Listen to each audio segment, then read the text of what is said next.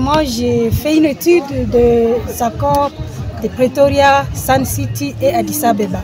Je ne devais pas m'écarter de la communication étant que mon background. Et donc j'essaie d'analyser comment la communication est organisée autour de ces processus de paix, mais aussi l'implication. Les femmes participent à quel degré et quels sont les obstacles s'il y a des soucis de leur participation. L'objectif étant de donner une contribution scientifique, mais aussi politique et sociale sur l'amélioration par rapport à l'amélioration des prochains, des futurs accords, afin que cela soit plus inclusif et participatif.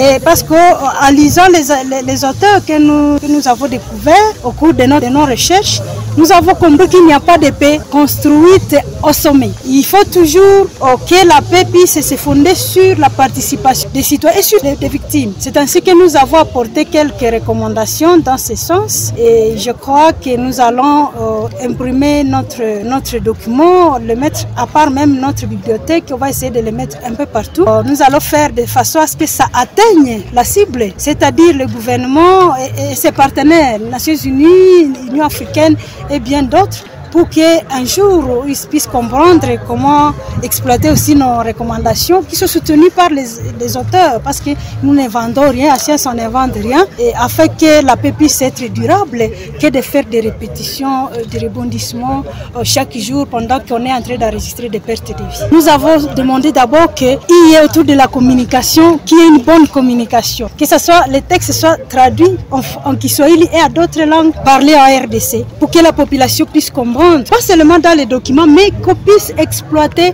aussi les médias, les radios locales, les médias locaux qui sont proches. On les appelle même des radios de proximité. Et afin que la population puisse comprendre, pas seulement apprendre que les gens se sont mis à Doha ou à Sun City, parce que c'est souvent ça, mais que les gens comprennent le contenu même de ces accords. Ça, c'est vraiment la recommandation phare. Et nous avons proposé déjà que ça doit se passer par différents canaux de communication, pas seulement un porte-parole, l'AMN de Ouro est ministre, mais qui est aussi l'association des leaders, les jeunes femmes et tout ce qui peuvent aider, contribuer à la bonne communication. Par rapport aux femmes, alors, nous avons sollicité qu'il y ait même un système de quotas. Parce qu'on n'a pas eu le temps de tout exposer là-bas, mais dans ce livre, nous parlons de Libéria, de l'expérience de Libéria et bien d'autres pays qui ont eu la chance de placer la femme à l'avant-plan et même la population victime.